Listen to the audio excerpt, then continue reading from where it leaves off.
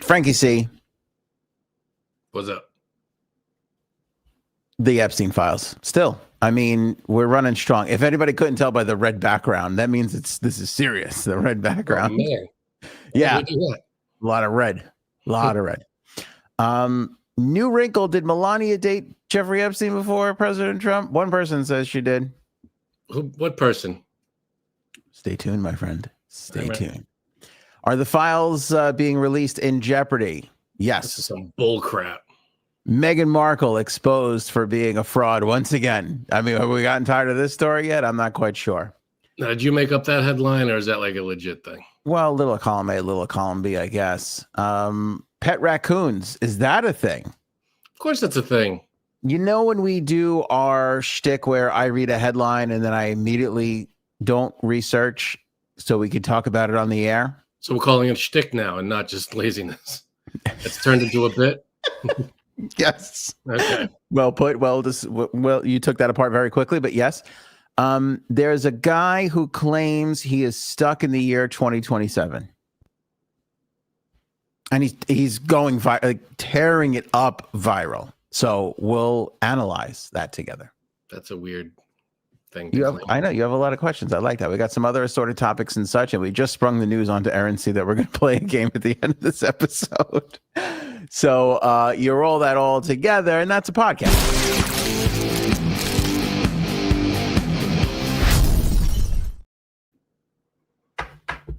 How do you get stuck in a future year, but you can still talk to us here? And did he post? Now, I guess we'll get to it. You got a lot of questions, and I like that. I'm made of questions right now. What movie was that from? Frankie C is fired up right now on this futuristic man claim, and I love it.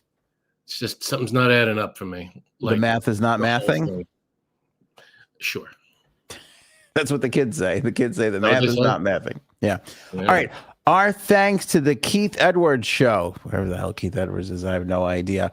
But essentially, he has a interview clip with this young gentleman who is a biographer. He wrote a lot of stuff about Jeffrey Epstein, about Melania and President Trump, and he claims, and I'll play the clip for you so you guys can hear it right now. He claims that Jeffrey Epstein and Melania Trump were together before President. Wait, did I say that right? Jeffrey Epstein and Melania were together before she was with the President of the United States. Wow. Epstein. Sorry, can you see? Okay. Epstein, barely hear it. You can't hear it? Who entered to the island and Melania. Let me jack it up. So here we are with him in Mar-a-Lago, as you see with Epstein. Sorry, can you see? Okay. Epstein, a woman called Gwendolyn Beck, who Andrew took to the island, and Melania. I had various references in my book to Melania Trump. Epstein had actually been her lover before Trump, but Trump didn't like that in the book, so he ordered it to be taken out of the book. After about 60,000 copies had been printed, so it seemed to be a pretty pointless gesture. But anyway, our publishers did it. But I keep spreading the word. So here we are. Boom, biscuits. I mean, what do you make of that, Frankie C? If it's true, which is, speculation, because basically all we have is this guy's word and a picture of 4 people together. So we don't really know if any of that's true. But if it's true, which it's not far-fetched to believe, if it's true, though, it's like just another thing that ties Trump to Epstein. That, I never hung out with the guy. I don't know what you're talking about. I barely knew him. Meanwhile, there's just endless stuff tying Trump to Epstein. And it's like, I feel like his own family didn't have as many photos, videos, email, all this stuff connecting them to Epstein. I don't know if there's a person that's tied to him more. It's nonstop. Every day there's just more shit, and this isn't even in the files yet. We haven't this is not right. Of it. Right. So it's like, what more? And I'm sure there's more. Could there be tying Trump to Epstein? Well, speculation. What is it? Allegedly, there's more. I can't say I'm sure there's more, but allegedly there's more tying Trump to Epstein. I can't. It's just there's nobody else closer. It felt like who else is close with this guy besides Ghislaine Maxwell? Yeah. Besides Ghislaine Maxwell, that Frankie C, by the way, is Prince Andrew biographer Andrew. What's his name? I started that sentence Andrew with Kensington. Let me start over again. I started with such confidence and then I just lost it. That Frankie C is Prince Andrew biographer Andrew Lowney. And the book that he wrote is The Rise and Fall of the House of York. And so supposedly the first 60,000 copies of that book has this bit of information in it. And then it was eventually scrubbed from the book. Now, he said that Trump didn't like that. Did he have any control over scrubbing it or not scrubbing it? I mean, so it yeah, like he forced. Yeah, I don't know if he sued or whatever, or if they couldn't manufacture enough evidence to back it up, or whatever the case may be. If it was just hearsay, or just Epstein being braggadocious as he does. If it was Andrew or somebody else who told him, I'm not sure how he's true, but. Yeah, but Andrew Lowney feels that it is absolutely true. I don't know if he's doing that just to sell books, put money in his pocket. I have no idea. But Michael Wolff, another biographer who has been proven to be a liar at times, also says that it was Epstein who introduced Donald to Melania, that they met through Jeffrey Epstein. Maybe. I mean, we don't know, right? Do we know do we know the story of how they met? Do we know? Is there a story out there of how Melania and Trump? The only one I know of is this one, is Epstein. I mean, I think the story is like they met at a party or something like that, but who actually introduced him, I don't know if they've actually said. I've never heard the president confirm that.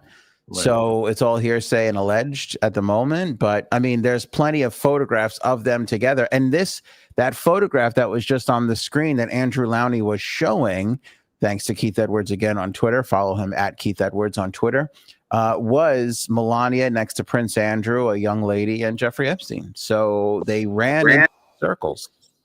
Yeah, I mean, you can't deny, even though he will, that Trump hung out with Epstein. But he denies, I didn't really hang out. Talk to the Democrats. The Democrats are hanging out with him.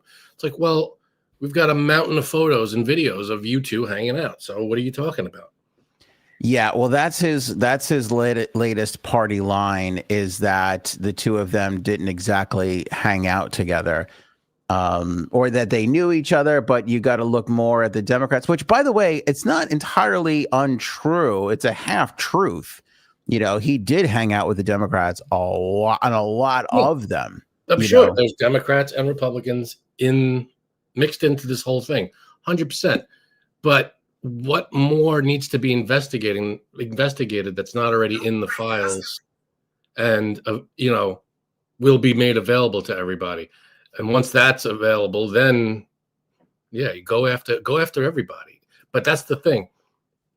I don't mean to jump ahead here, but file release in Jeopardy, Trump orders this out of nowhere, because now all of a sudden the vote happened, and the vote says release the Epstein files. Everybody's in favor except for one guy that released the Epstein files. And so now it looks like correct me if I'm wrong, but this would be the story that you're going to hit us with this files in Jeopardy, is that since it's an ongoing investigation, we can't reveal the Epstein files. Right. An investigation that he put into motion. Correct. I mean, that seems to be the plan. Start this investigation. Oh, we can't do it. There's an investigation started. Our hands are tied. Yeah, you're 100% right. That's what, and I got Rep Massey talking about that in a little bit, but I do want to share this audio with you as we start to talk about these files in Jeopardy, because this is the first part of this story on News Nation. Fredo, Cuomo's brother, what's his name? Chris Cuomo. He had Mark Epstein, the brother of Jeffrey Epstein, on, and he asked him about the Bubba thing, which he kind of talked about a little bit, but he didn't want to talk about. Mark Epstein. Is it Ghislaine's horse? Could be. I mean, that's what a lot of people are saying, if it's not Bubba Clinton. But Mark Epstein has been very open to the fact that his brother didn't end his own life, that he was killed. Oh. And that's what he always wants to talk about when he comes into these interviews. But he speaks up and basically says, I wanted to clarify. He's like, I don't want to talk about this.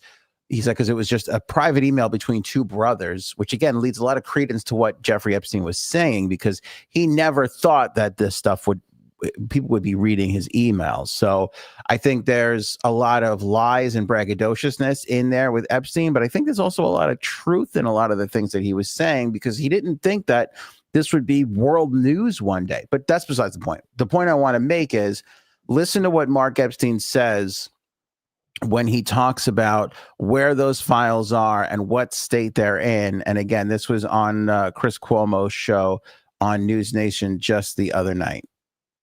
Yeah, I'm not discussing that email. This is a private email between Jeffrey and myself. There's two brothers talking. It's nobody's business what we wrote. The only thing I responded to is because people got crazy with the Bubba reference and they tried to pin it on Clinton. So I made a public statement that it was not any reference to Bill Clinton. I like Bill Clinton, and I'm sorry for him that he had to go through that.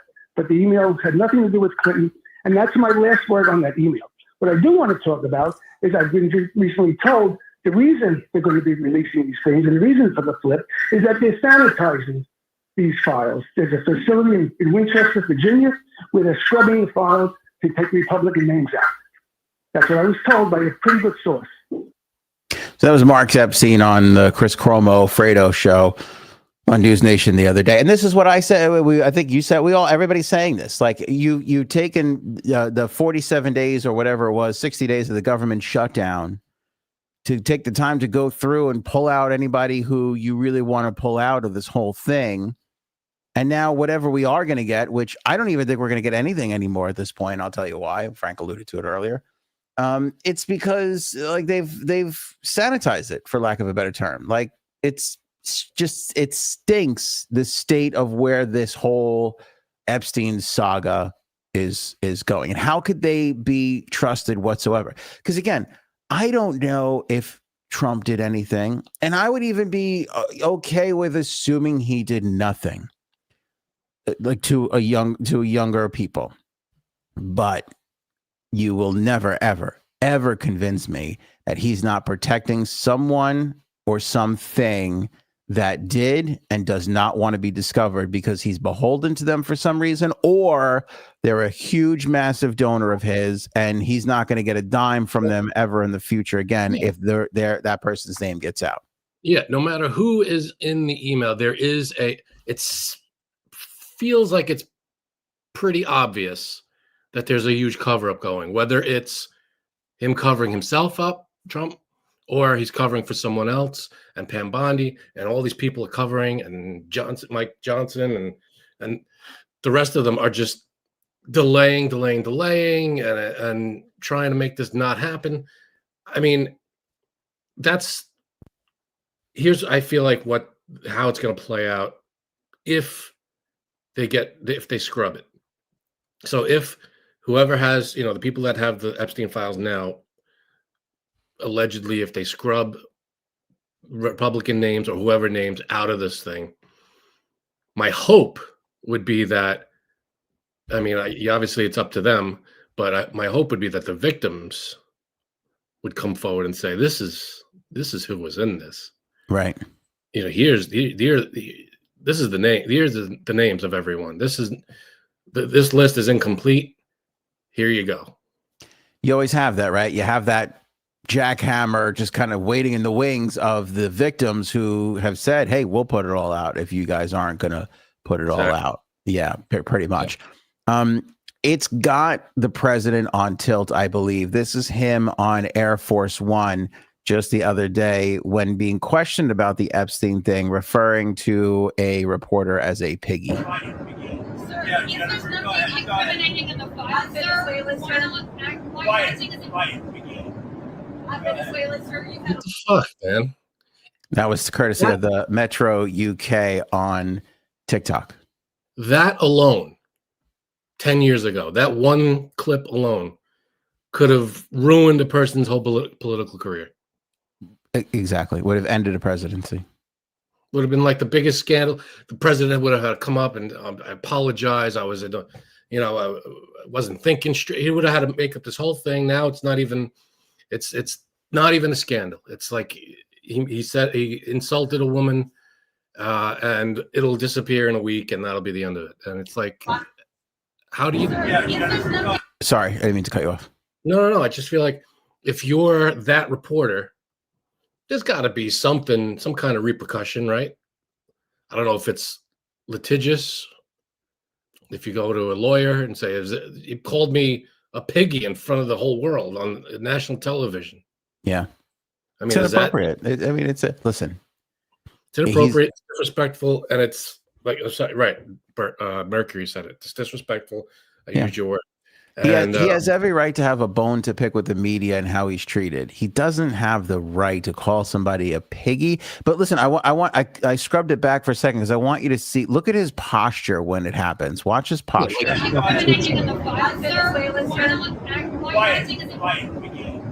I mean, look how much he leans in and points. Right? Like, I mean, that's a little aggressive. That's somebody who's he's becoming unhinged. It's demeaning. And it's not like, it's not a joke. It was not joking with the person, whatever. You're insulting a woman doing her job. Yeah.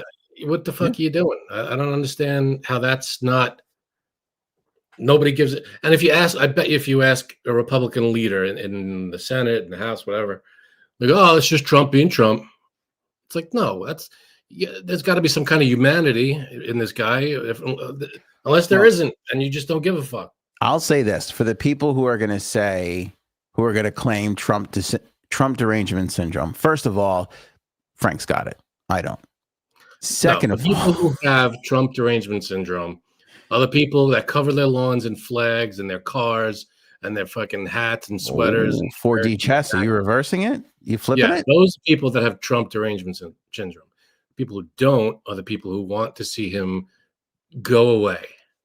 Just please disappear into go live your rest of your life in Mar-a-Lago, play your golf, and don't bother anybody anymore. Just please resign and go away, please. That's Frankie flips over here. You know what they say about Frankie on the streets? He'll flip you for real. For real. But for the people who are going to cry Trump derangement syndrome, I ask you this one question. If you saw a grown man in his 60s or 70s, whatever he is, point at your mother like that, you're not taking a swing at that guy? Because I will take that guy down in a second. Your wife, your daughter, anybody, any woman, a friend. You make that move towards a female in your life, everybody watching this knows you're going to take a swing back. But, I feel like how does he constantly gets passes? He does nothing. It's crazy times. You're right. It's all the things you've said in the past. It's the news cycle moving quickly. He just gets away with a lot. Well, listen to this. I want to play this clip for you because this is what I have been saying since day one about him, is that he wants mommy and daddy's approval. And mommy and daddy are the Democrats. It's this weird, I don't even want to say this out loud, Frank, because of our audience. It's this weird, cocky relationship where he has MAGA. He's gotten most Republicans to bend to his will. Why is he still so angry? He's angry because mommy and daddy, the Democrats that he grew up with and knows and loves, refuse to give him any sort of attention. And my evidence is right here in this clip. Okay. Take a listen. We have nothing to do with Epstein. The Democrats do. All of his friends were Democrats. You look at this Reid Hoffman, you look at Larry Summers, Bill Clinton, they went to his island all the time, and many others, they're all Democrats. All I want for people to recognize the great job that I've done. So that's it. There it is right there. It's right. He's telling everybody right there. And I've been right all along.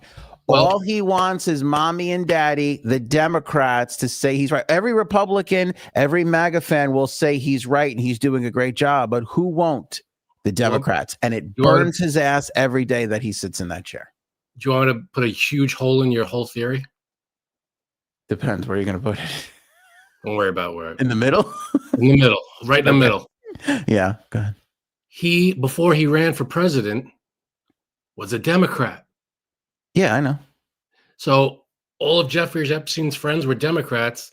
That included him. Oh, yeah, I know. Oh, yeah. Yeah. Well, Yes. what the fuck is he talking about? Maybe not today. He's not a Democrat. Right. But back when he was hanging with Epstein, Right. he was a Democrat. That's why I credit the Democrats. I very rare that they do a noble thing, but I mean, I think most of them, Chuck Schumer and all of them, know a lot of their kind is going to get taken down in this whole thing, and they don't care. They're pushing forward. That's the difference. That is the key difference in these parties. Republicans are like, no, it's not Trump. It can't be Trump. And if it is, it's a hoax. Why is Chris? I'm sorry to cut you off. I know he was a Democrat, but that's what I just said. He grew up in that family. That's what he knows. That's why he wants their love. But he's implicated himself, however, unknowingly. Well, no, he's saying it wasn't him. He's saying Epstein hangs out with Democrats. All his friends are Democrats. Well, yeah, you hung out with him when you were a Democrat. He did, but he's on the record as saying he kicked the guy out of his club and did all this stuff and didn't talk to him anymore, which who knows how much of the truth that was. He also didn't, say anything when Virginia Jeffrey was taken from his club. He wished her well. But I feel like everybody's glazing over my point is that it's a, what do they call that? Not an Oedipus complex. It's like a Freudian. It's Freudian. Yes, thank you. It's a Freudian thing. He needs their attention. The Democrats own as much space in his head as he owns in theirs. I'll give you that. But I think it's general. He craves not losing, which is why he can't admit defeat for 2020, which is why he will never admit defeat in anything. Yeah. And you're right. And to a point, you're right, where he wants everybody to love him, but he's doing all these horrible fucking things. So he's his own worst enemy. If he wants everybody to love him, then fucking do something right. Don't be. He wants everybody to love him, and it's the Democrats are the only ones left who haven't professed or bowed to him. All the MAGA people he's got. The Republicans, for the most part, even the rhinos he's got, they've had to kowtow to him because he was getting them elected and whatever else he was doing. It's the last frontier he hasn't conquered are the Democrats, and it drives everything that he does. Yeah, but once you either fact check him, prove him wrong, or throw something back in his face in any way, you're dead to him. You're the worst person. You're a traitor. You're a terrible person. Low IQ. You get all these insults. You get all these nicknames, and you're instantly banished from Trump's approval world. So, well, look at what he's going through with Marjorie Taylor Greene right now. Exactly. So this woman spent her whole political career backing this man, and then she wants the Epstein files released, and now she's a traitor. She's the worst person ever. Well, here's the other traitor that he talks about all the time, Representative Massey. By the way, the last clip courtesy of CNN on TikTok. We appreciate them. This one courtesy of CBS News on TikTok. This is Representative Massey saying exactly what Frankie C said. This theory that is out there that the reason why Trump called for this investigation to begin with is twofold. One, he makes it seem like it was only the Democrats that are associated with Epstein. And two, it allows the administration or the DOJ to eventually say, we can't release any of these files because it's part of an ongoing investigation. And before you play it, also, why wouldn't he say, investigate everybody who's implicated in these files? Why would he say just the Democrats? Right, because Epstein wasn't checking IDs at the door, voter registration IDs at the door before he gave people little girls. He was giving them to everybody who he could leverage to get power out of. Right. So why wouldn't he say, Everybody that's in it, just the Democrat, just focus on the Democrats. What is that Because about? he lives in this world. He lives in this fake made up world of right versus left. And that's not the reality that Marjorie Taylor Greene and the rest of us are living in right now. We want the truth of what this is. When it comes to this. Here's Rep Massey. The Speaker, the Attorney General, the FBI Director, the President, and the Vice President could have saved us all this time and embarrassment, frankly, for our own party if they'd just done the right thing 4 months ago. Do you believe him, Congressman? I mean, for weeks he's been pushing against this. Now he said he supports it. Do you buy it? He's only supporting it because the President told him to support it. No, that's what Mike Johnson does. No, I'm talking about do you buy President Trump saying that he wants the House to pass this resolution? Well, I'm concerned that now he's opening a flurry of investigations, and I believe they may be trying to use those investigations as a predicate for not releasing the files. And that's my. So there you go. I mean, it's straight from the mouth of Massey. Could you imagine it passes the House, the bill to release the Epstein files passes the House, passes the Senate, and then it gets to his desk and he vetoes it? How that will look for him. Yeah. I mean, he'll get his approval will drop to like single digits. He won't. He will sign it. That's why he called for the investigation. He will absolutely sign it, and he will force Pam Bondi to look bad. Right. And she'll be the one. And the next two clips I'm going to play for you right now is exactly what that is, because Pam Bondi was questioned at the Department of Justice. And they asked her point blank about all of these things, and everybody, you can see for yourself, courtesy of MS Now. Thank you to them on TikTok. Here's Pam Bondi fielding questions from the media about how she's going to go about releasing the Epstein files. Prevent the department from releasing all of the remaining files. So we have released over 33,000 Epstein documents to the Hill, and we'll continue to follow the law and to have maximum transparency. You know you're in trouble when the first sentence is nowhere near answering the actual question that was asked. You know you're in a lot of trouble. Yeah, is this going to stop the release of it? Well, we've already released blah, blah, blah. Yeah, I'm not asking about the stuff you've already released. Right. I'm just about the rest of it. There's Kash Patel, but it's kind of hard to see because it's really small, but Kash Patel's back there just like, I'm like, who's holding a weapon to that man's head? Who is threatening this guy all the time? He just looks terrified. He looks terrified. Always looks terrified. Also, we will always encourage all victims to come forward. Do you think that, Madam Attorney General?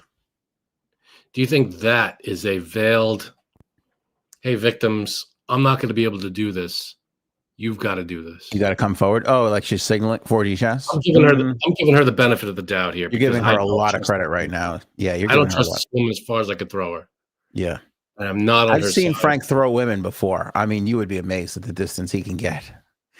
It was my college days. I was trying to get into a frat, but no. On blondes in particular, why did they go farther than the brunettes? I never understood that. I wish I could tell you. Yeah, science. I knew the physics to that. Again, I don't like anything she says, does. She's just Trump's mouthpiece, and she never answers the question directly, and she'll always, just do whatever the president says, does. But do you think that I'm trying to play devil's advocate. I'm trying to make someone who's not. I'll tell you how I interpret it. Yeah, I tell you how I interpreted it was she's a woman and she had that womanly, motherly instinct kick in at the last second of like, I hope so. Oh, I'm saying a horrible thing. Let me also just mention that everybody should I read this as she knows it's wrong. And if she says this nice thing at the end, she'll be able to sleep tonight. But nobody else, I feel like nobody's reading it that way. But I don't know. Thanks for calling me unique, buddy. I appreciate that. Take part in that. Because she could come out and say, I'm going to release everything. I'm going to go. This is everybody's voted for it. It was signed. The investigation that Trump called for is a smokescreen. And I don't follow. Not this administration. Never. Yeah. Well, she could if she wanted to. I don't operate the Department of Justice according to the whims of the president. So I will release everything when it's signed. When you put noble people in these cabinet positions, you can expect that. That is not what this president arranged this cabinet to be. No way, shape, or form. That's why the Marjorie Taylor Greene thing is so shocking and refreshing at the same time. It's like, somebody finally stepped up. Which any normal person who's not in the Epstein files would have said, yay, Marjorie Taylor Greene. Right. Why? The question should be, hey, President Trump, why are you calling Marjorie Taylor Greene a traitor? And then what is his answer? Because she wants to release the Epstein files? Yeah, so does most of the country. So does everybody that voted for it in the House and the Senate. Everybody wants this thing out except you for some reason. How does that make her a traitor and not everybody you? that knows a child wants this stuff out because they don't want whoever they're protecting being protected. Right. Yeah. So why don't you want this out? Well, he still hasn't answered the question on why, to dovetail on your point. Why did you pressure Lauren Boebert? Because we know Lauren Boebert went as far as to tweet somebody talking about the fact that she was pressured in the Situation Room. She didn't say it herself. She refuses to not give Trump accolades, but she says she wants the files out there. And she tweeted that day that clip of somebody saying she was pressured in the White House, and she put the eye emoji on there. So she's telling everybody it happened. So what? And nobody has asked them. Nobody has been able to get an answer out of the president of the United States on that question alone. Which I don't know. Right, let's listen to the rest of the Pam Bondi stuff. For the DOJ regarding what we assume President Trump will sign into law with the Epstein files. Is this going to be on the Justice Department website? What are you doing here over the next 30 days as we understand it? This is my favorite guy. Is that going to be on the website for us? I like how they're like, well, I guess we'll play along and ask the questions. We got to be in the reality that we're currently in. We will continue to follow the law with maximum transparency while protecting victims. Frank, take a drink of your wine every time she says follow the law. When you say follow the law, Madam Attorney General, do you mean that you will provide all the files by 30 days? We will follow the law. The law passed both chambers last evening. It has not yet been signed, but we will continue to follow the law, again, while protecting victims, but also providing maximum transparency. So that means that if there's an investigation, their hands are tied. Can't do anything about it. Following the law but at the she moment. Doesn't have to go through with this presidential decree.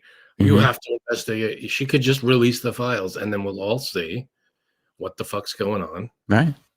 Yeah. I could even write Frank. I could even write the lines. Hey, we don't break the law in this administration. Unlike the Democrats, we're following the law here. That's going to be the line. I bet you. Yeah. Okay. You want to put a $5 on it? Should we put a $5 on it right now? That phrase comes out of one of their mouths. Give me $5. I'll give you $5, but I'm not betting you. You're like, we can't bet on the same side. It has to be opposite sides. That's how a bet works. Just want $5. Ask for $5. That's fine. But I'm not going to bet you. And before I just want to correct. I said that with Virginia Giuffre, he said he told her to stop taking my women or my girls, but to Epstein, but that he scolded him. Yeah. How do we know if that's the first time that's happened? How do we know there aren't multiple girls being taken out of his club? We don't know. We don't know that. Well, I think it definitely was multiple because I think he was warned once before. And I think President Trump has actually said that. So it was definitely multiple. But again, Virginia Giuffre maintains that Trump never did anything inappropriate with her, and she never saw him do anything inappropriate with anybody else. Which could be the case. That's fine. Could be the case across the board. Doesn't mean that she was with him all the time. It's still an ambiguous area. Still a gray area. Yeah, the guy, they hung out all these, he's got to have either, I saw this thing, it was on like Twitter or something. Best case, he knew stuff and didn't say anything. He knew, and that, okay, thank you for saying that. This is the point that I keep trying to get across to all the people that want to defend President Trump to the death. He knew and didn't say anything And he knows now, and he's still trying to stop it. And for whom? That's why I can't understand why people are still like, it's the Democrats, it's this, it's that. Stop. Who is he defending and why? And until that gets exposed, you and your children and your children's children and everybody else is going to be at risk of wealthy, powerful men having their way with children until we show as a society that if you do that, you're going to be in trouble. Oh, thank you. It felt good when I was saying it. Oh, thank you. Thanks. I appreciate it. No, it's the truth because he's protecting powerful. That's it. Period. End of sentence. People or himself.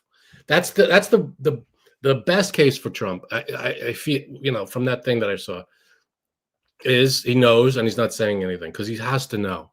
How does he not know? And people go, right. But people go, well, if there was something about Trump in there, why didn't the Democrats get? It doesn't matter. By the way, this almost has nothing to do with Trump other than the fact that he's the one stopping it now. The crime didn't have to happen 18 years ago in Mar-a-Lago with an underage person. The crime's happening now. Right now, he is stopping the truth from coming out. That's the crime. He didn't have to wait for this vote in the Senate and the House. No.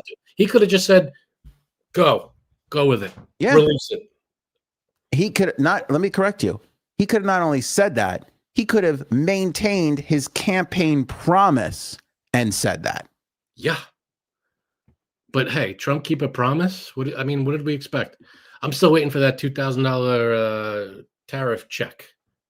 Well, I'll tell you what, I'm looking forward to the new healthcare we're getting in about 2 weeks because that's going to be 2 weeks, baby.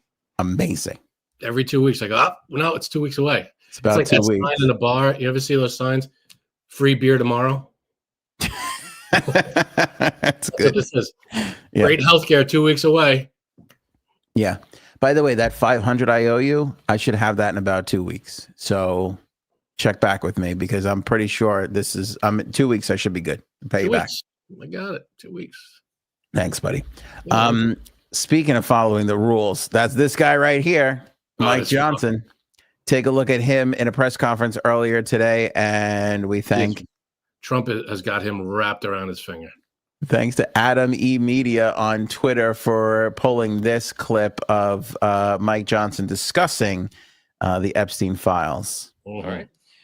Number 5, national security concerns. Okay. The discharge requires the Attorney General to release within 30 days, quote, classified information to the maximum extent possible. This ignores the principle that declassification should always rest and always has rested with the agency that originated the intelligence. Why? So that they can protect their critical sources and methods. It is incredibly dangerous to demand that officials or employees of the DOJ declassify materials that originated in other agencies and intelligence agencies. All right. Okay, let me say this off the bat. He's 100% right. You don't want to declassify things because you don't want to expose sources, so on and so forth.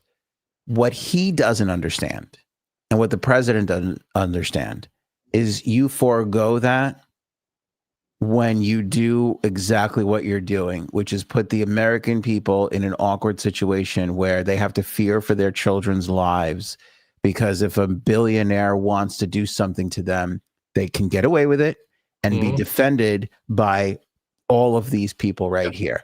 And the American people are not interested in your sources, your methods, the investigate. We're interested in who did the wrong shit and how do we make them held accountable. But I think 100% of Americans would agree with him under any other circumstance. But when it comes to their safety and livelihood, it's like, hey, sorry, I want to make sure that all the kids I know are okay.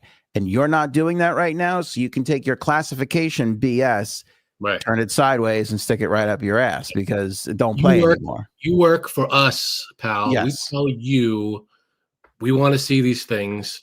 And you go, oh, we can't. if it's going to put, obviously you want the victims' names out of there. You don't want it. Everybody agrees with that. Yes. Like that, of course. So we don't want to give any more problems to any victims, 100%. But the scumbags that are implicated in this, they get their names spread out on the fucking front page of everything. Right. And so the vote, so by the way, this passed the Senate with unanimous vote. Like nobody actually votes on it. Schumer asked, is it a unanimous thing? Nobody objects. It goes through as unanimous. But in the House, everybody voted for this, which is why Trump flipped, because he knew he lost all the Republicans. Everybody voted except for one person, and that's Representative Clay Higgins. And Clay Higgins took to Twitter and basically gave the reason, echoing the sentiments of what Mike Johnson just said, which again, I would agree with, but you forego that privilege and right, which makes total sense to me. You forego that when you do, because he was basically, Clay Higgins comes out and says, hey, if they take out the classified stuff, I'll vote for it tomorrow. But again, you don't get it. This is about the American people and what we want. And I mean, whenever else have we been so unanimous on something in our lives? Exactly. Never. I feel like the safety of the children of this country, like that's a serious thing that a lot of people take to heart. We want to know who the scumbags are, and we want them held accountable. That's the bottom line of this whole thing. Yeah. Get the scumbags, get them out of power, throw them in court, throw them in jail, throw them under the jail, whatever the hell it is. And that's that. That's what we want. We want justice served. That's it. We don't want blood. That's it. And we're willing to compromise classified sources. We're willing to have some innocent people get dragged through the mud and have to prove their innocence. I think everybody's willing to have all that because we're fed up with it. We're sick about 5 years now. This has been multiple presidential administrations. It's like enough is enough. Trump's been like, his whole thing is drain the swamp, drain the swamp. Yeah. Well, this is a fucking murky effing swamp that you can drain right now, but you're not. Right. And we want to know why. And once we're done with you, we want to know who else is in this. Right. And the reason why I'm not releasing shit. The reason why this wasn't turned up to 11 during Biden's administration is because he didn't campaign on it. Nobody expected him to do this because it wasn't talked about. He didn't campaign on it. He didn't promise it. Trump promising it is like just putting a bunch of dry leaves together. And then when he said it was a Democratic hoax, it's him throwing a match on it. That's what it is. And the other two reasons it wasn't brought out, it wasn't released during Biden. He was sleeping during most of the administration. He was sleeping. Yes. And the auto pen skipped this one. Is that where you go? Right. That's what I was going to say. We got to mix in a joke every now and then, make people happy. The two reasons why none of this was exposed or released in the Biden administration was because there was still ongoing investigation going on. And B, Biden treated the Justice Department the way it should be treated. He is not in control of the Justice Department. Yeah. He shouldn't be dictating what the Justice Department does. That is a violation of the checks and balances and the whole thing. But Trump doesn't give a fuck about that. Yeah. So, you brought up another really good point. The it was Trump and Kash Patel and all those guys who ended the investigation. It was still going on through the Biden administration. That's a good point. We didn't bring that up. Good job. And you go back to Kash Patel and Bongino before they were in politics, before they were in their political positions. We got our number one priority. We got to release the Epstein file. We got to figure. And now they're like, no, you're talking about. There's nothing. There's no more to release. I don't know what you're talking about. I know, and listen, I know a lot of people are so in it right now. They're stuck in the right versus left thing. That's not reality. But they're the ones who are going to be woken up, 10, 15 years from now when people are writing about this, because it's the same way.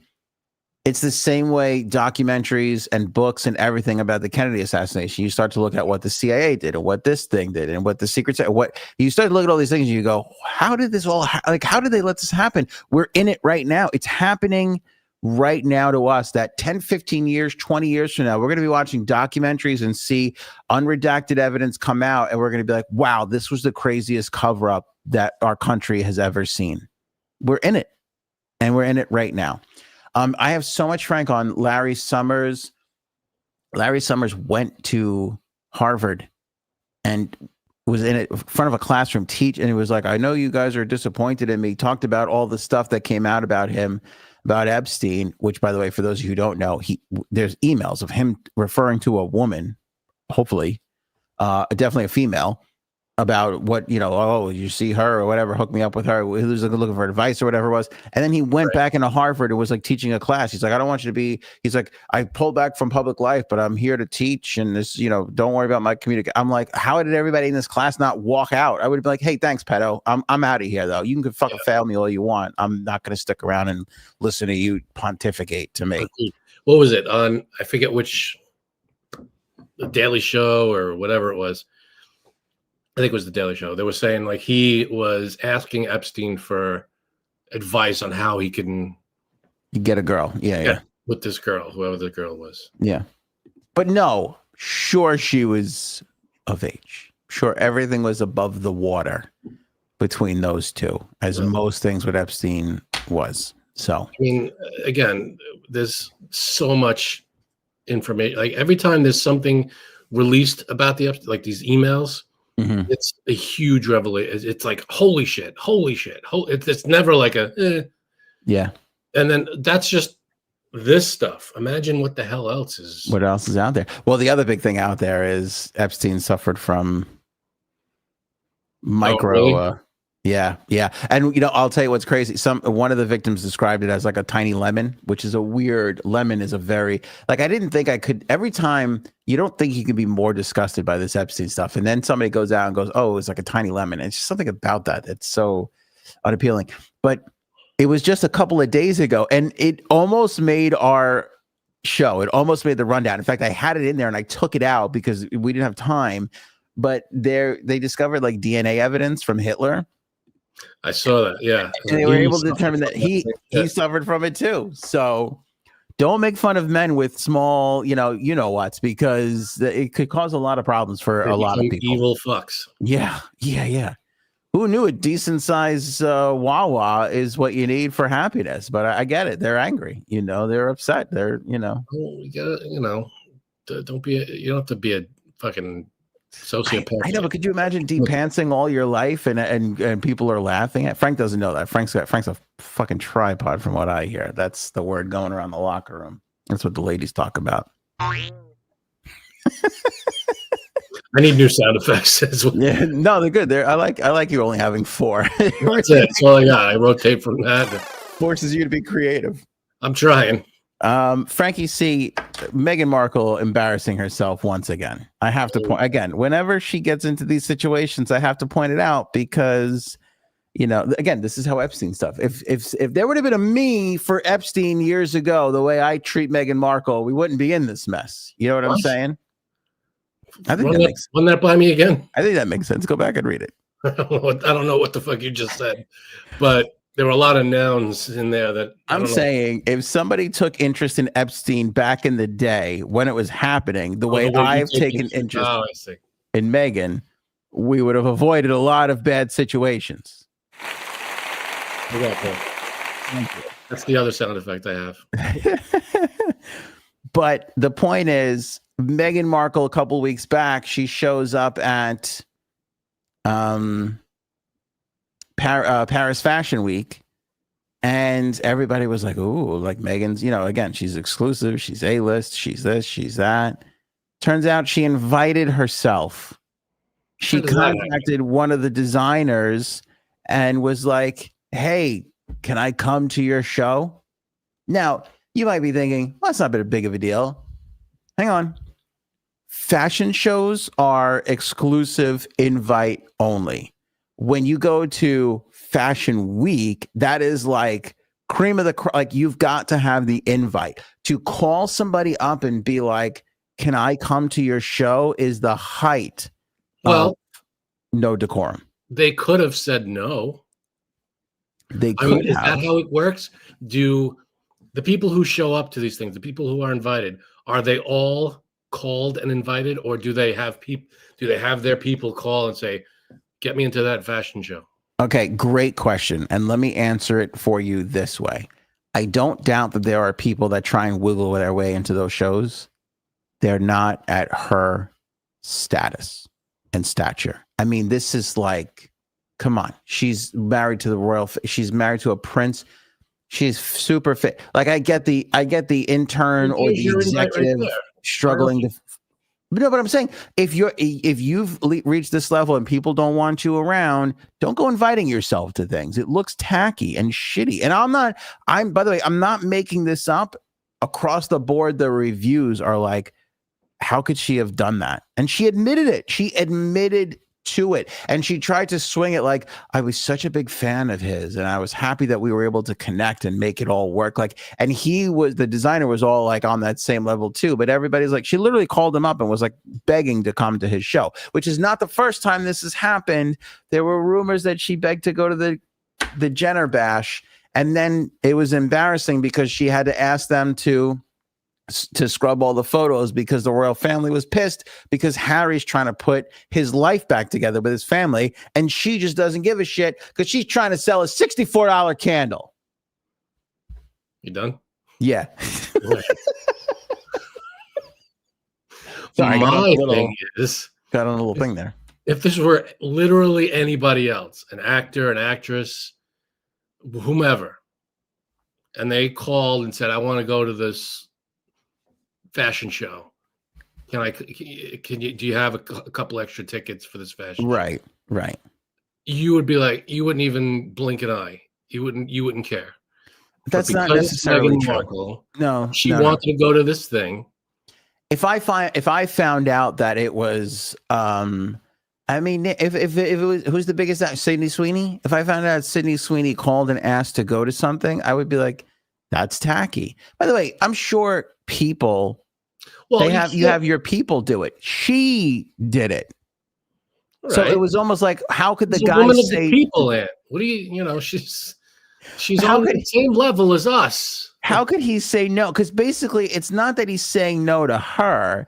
It's he's saying no to him and the royal family, which he didn't want to do. So it's like, all right, I got to get this fucking C-level star who somehow married a prince to get a seat at my fashion show.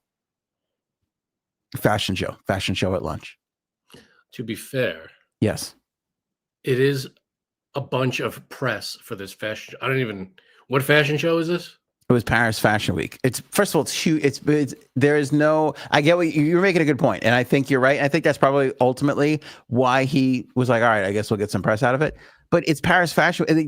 All the press is there anyway. Like other celebrities and other people are going to be there anyway. Like she's not raising the profile of the show by showing up for his thing. I get it, but I wonder what there's got to be like a number, right? Like we could only invite 1,000 people. I don't know what the number is. Right. Do they get everyone? Like I'm sure there are some high profile people that they just don't think to ask. What are you defending, Meghan Markle? Who are you going to defend next? Donald Trump? No. Jeffrey Epstein? Prince Andrew? No.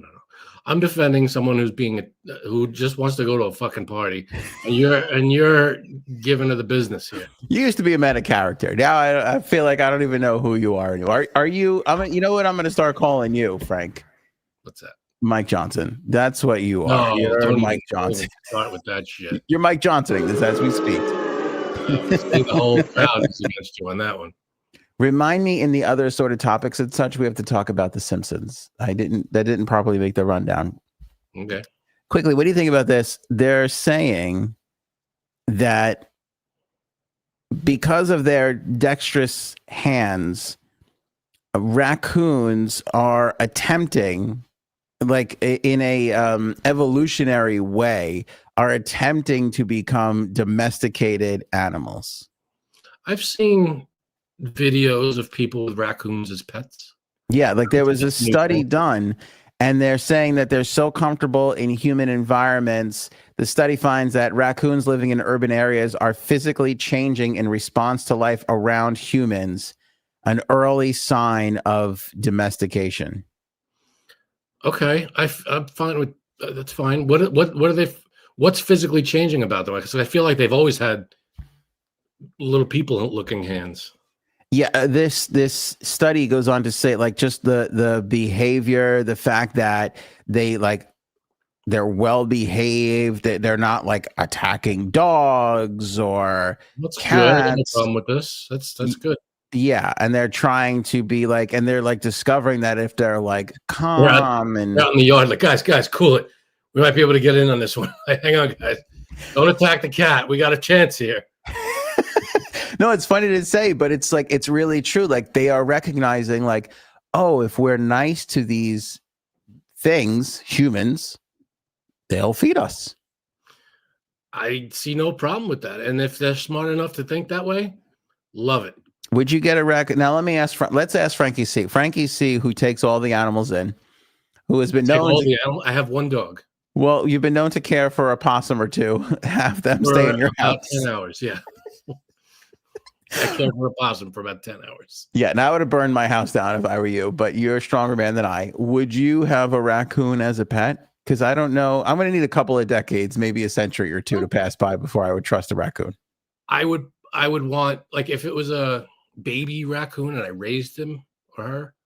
Good point. But if it's like I'm grabbing one from the yard and going, "You're now my pet," that might be a little more difficult. I don't know if that one's going to, not bite my jugular in the middle of the night. Yeah, because you know what? I'll tell you what. I mean, you remember Rocco, my dog. Yeah. Rocco was a rescue who had a troubled past. And there were a couple of times where, like, he snapped at Cuddles. And I remember thinking, like, oh, this is not good. Like, like this is... And he was a relatively calm dog. I even forget why, but I just remember her being like, oh, what the hell? And like, oh. Yeah, some dogs, cat, whatever. Yeah, if it depends on what their past, some of them go to rescue shelters because they were abandoned or abused. And it's terrible. I don't blame a dog for being skittish or nervous. I get it because it's horrible when you think of something that they've gone through that's traumatizing for them, and it's hard for them to recover from that stuff. But that's my point. They're man's best friend. It's like built into their DNA now to just be nice to humans. Even after they've been through the worst things from a human, they're still like cuddle up on the couch and all that stuff. Raccoons, I don't. Well, all right, raccoon. All right, but you look at like ferrets. Are ferrets any different than a raccoon? You don't see ferrets in the wild, really. That's a good point. But if it's a rodent, right? Is a raccoon a rodent? It's disgusting. That's how I categorize it. That's where I put it in the homogeneous. People have all rats as pets, and they cuddle with them and they feed them and they have them on their shoulder. I could a raccoon. I have no even a possum. People have possums as pets.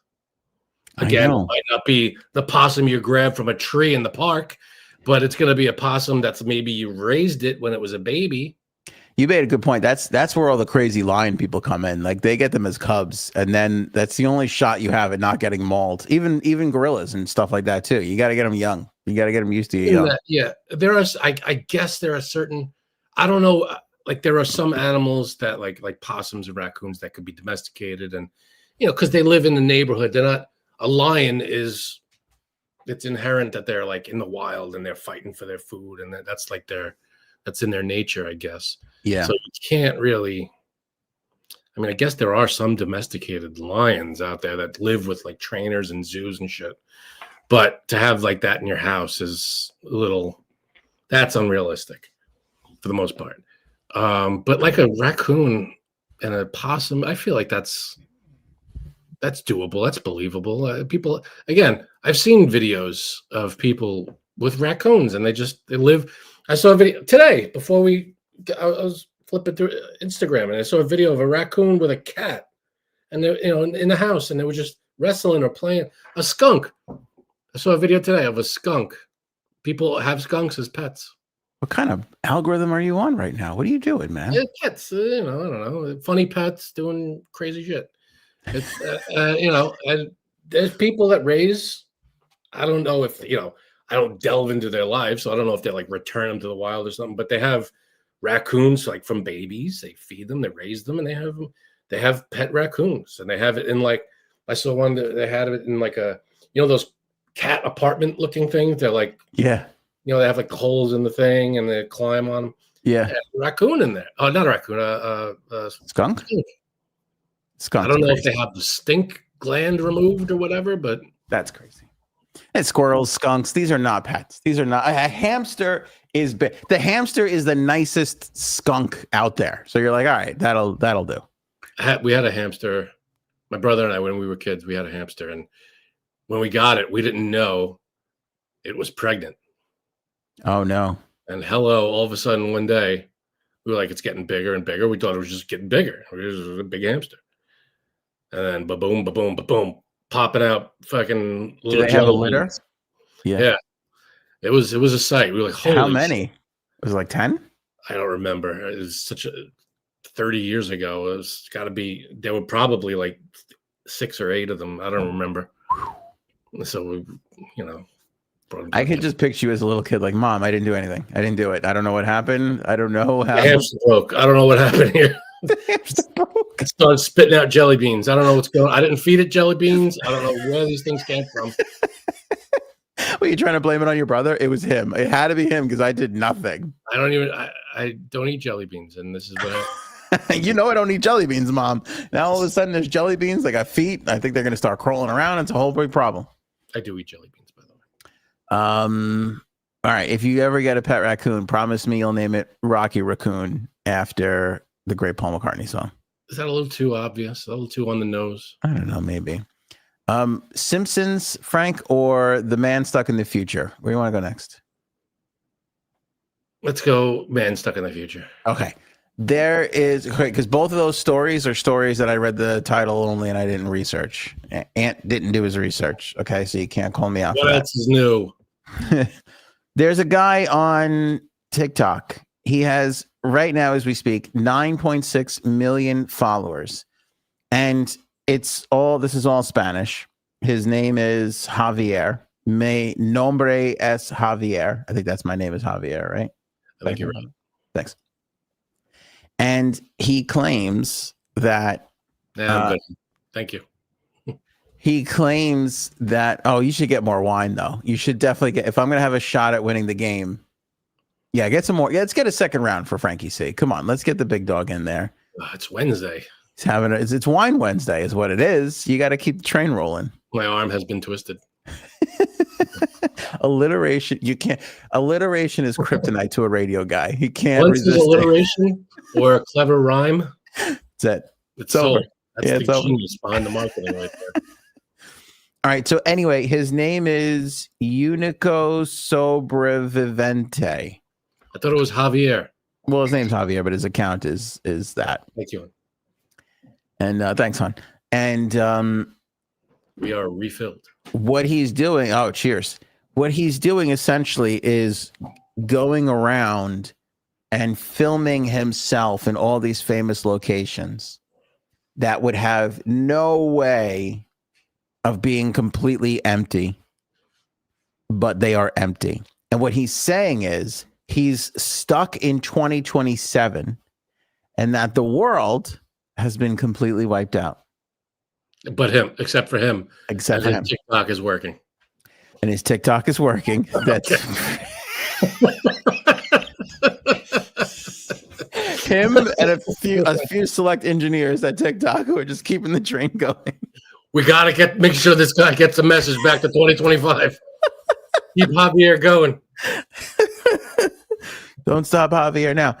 So I could click on any one of these videos. This is one that went viral pretty recently. Him at the Leaning Tower of Pisa, and you'll note that there is. Well, let me kill the sound here. That there's nobody around. He just takes these videos, and people. Like he's riding a bike through a store, empty escalators at a mall, the Coliseum.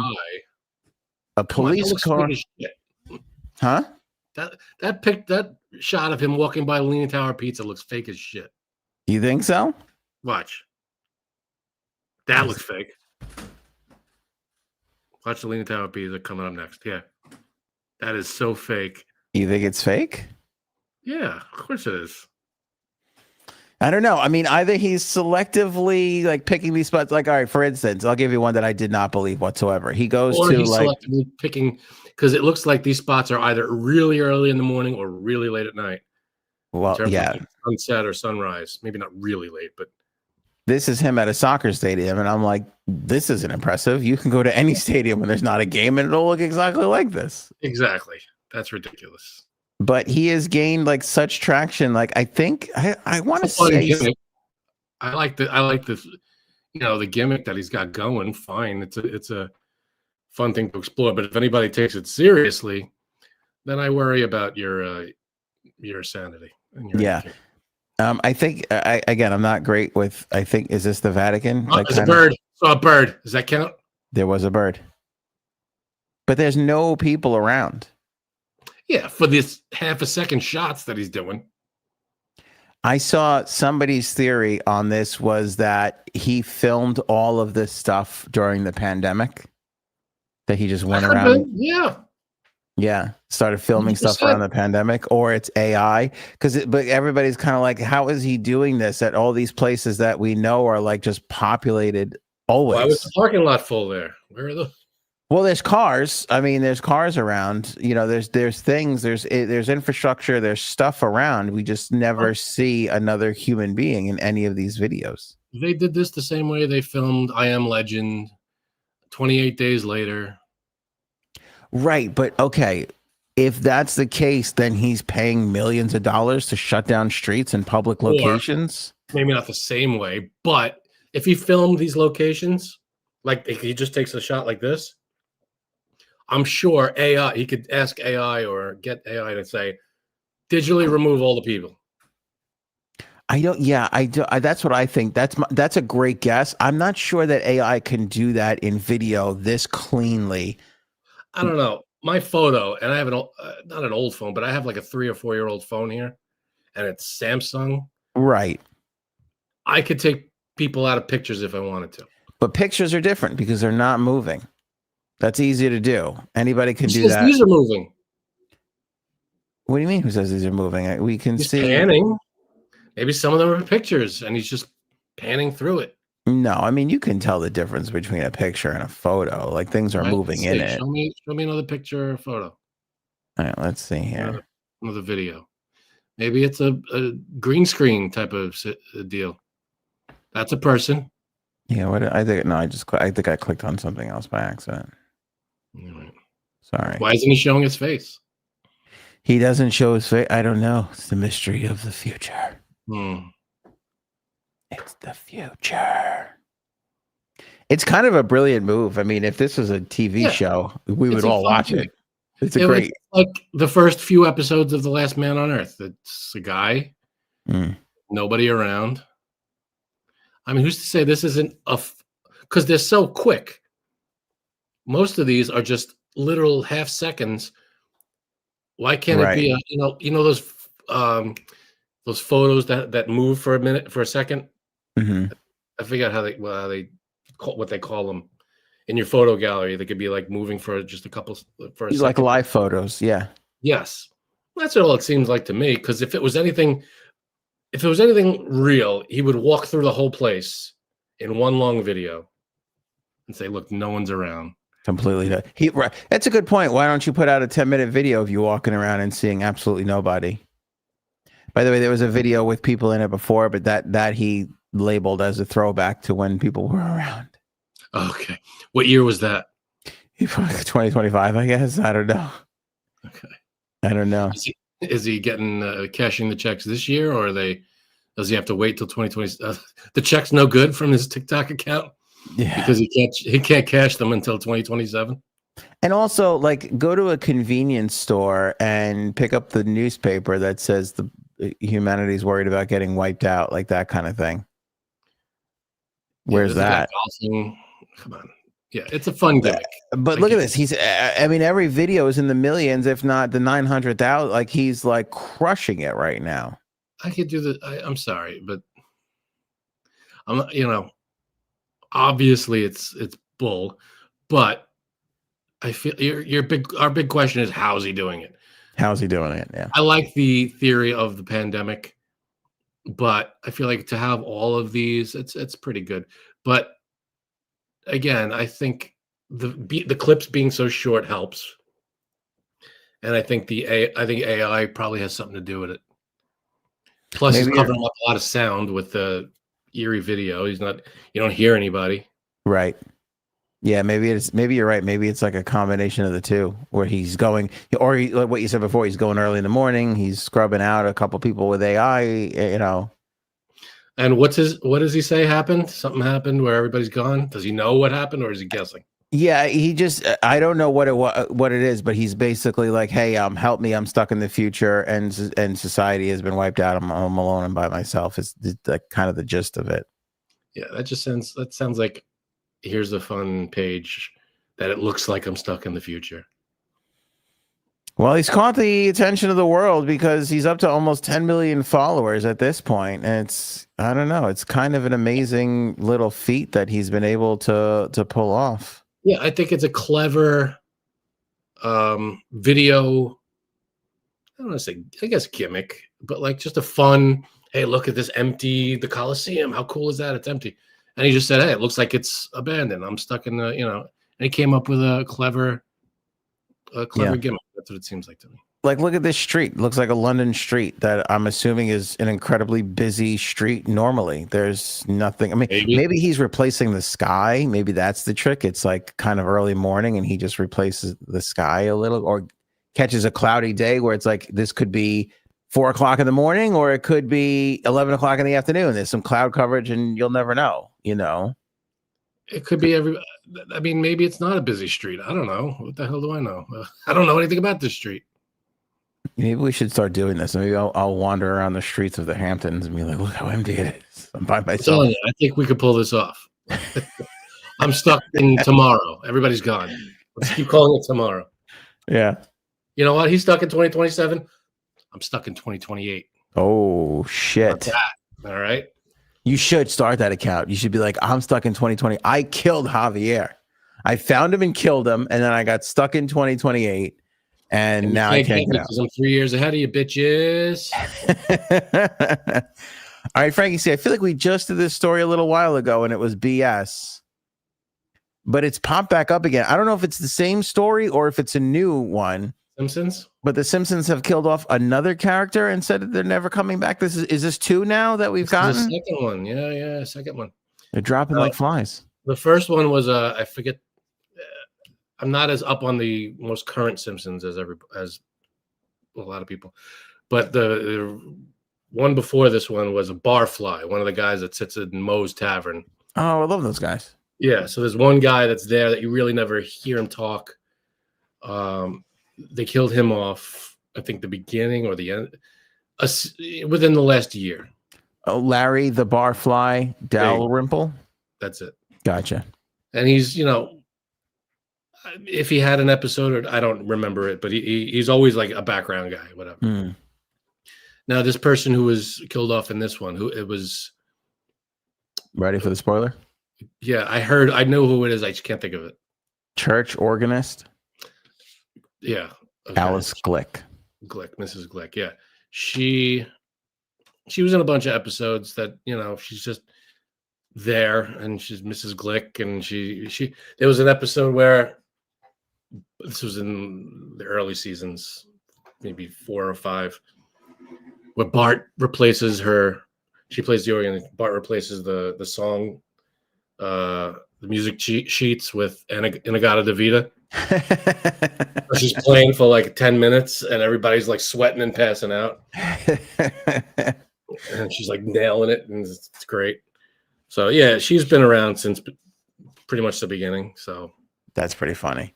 It's amazing to me though. This show has such staying power that forget the leads or the third lead or the 10th lead. These people are the 4,000th lead on this show.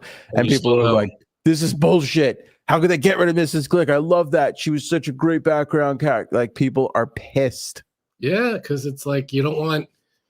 This is your show, and it's like you like the familiarity of it. This is your.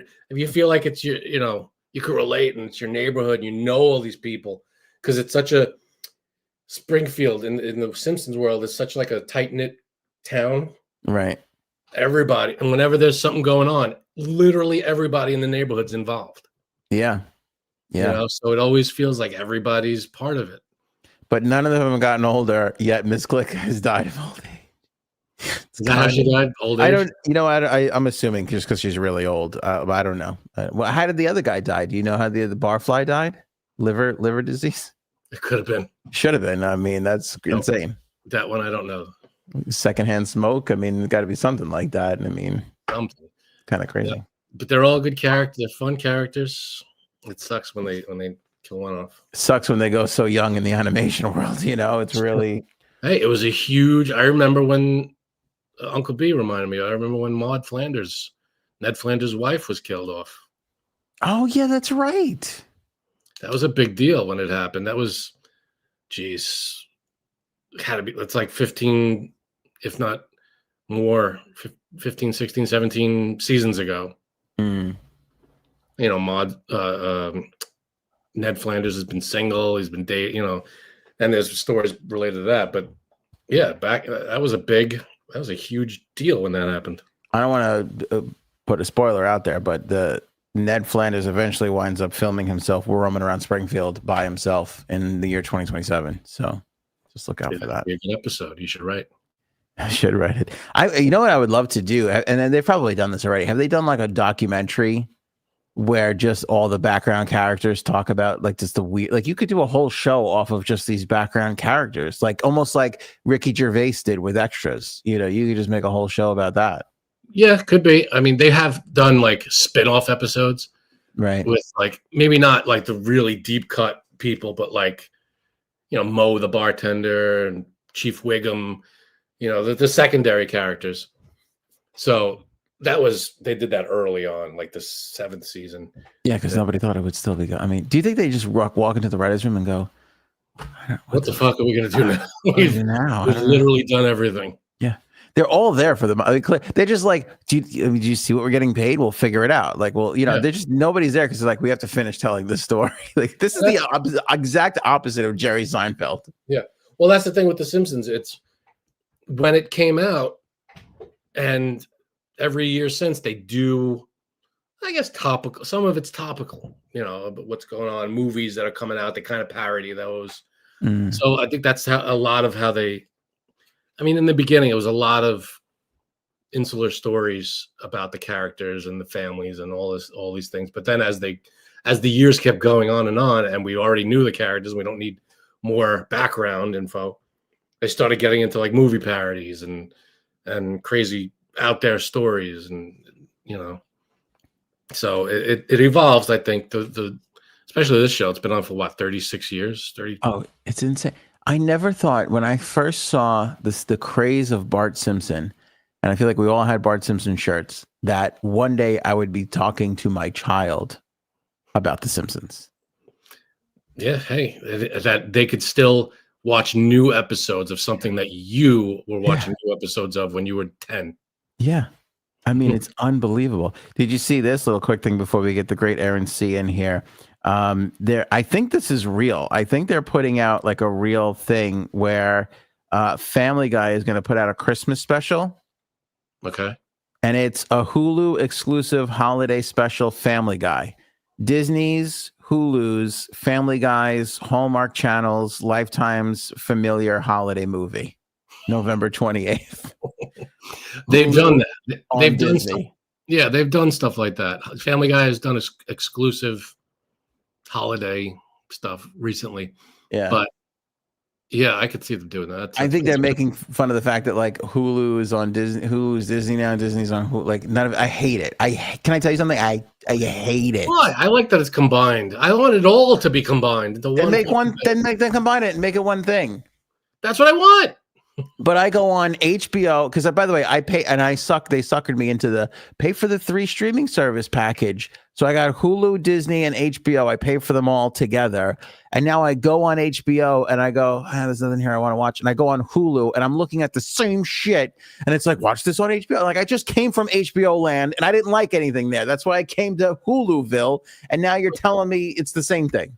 Well, but now you have the HBO stuff, and now you have all the Hulu. You got to go to the one like, where do you Hulu, HBO, and what else? Disney. Disney. You go to the one app that has all 3 in them, and you don't go to HBO. Is there an app that has all 3? Because I have to still go to 3 different apps. I don't know about HBO, but I know Disney and Hulu are combined, and ESPN.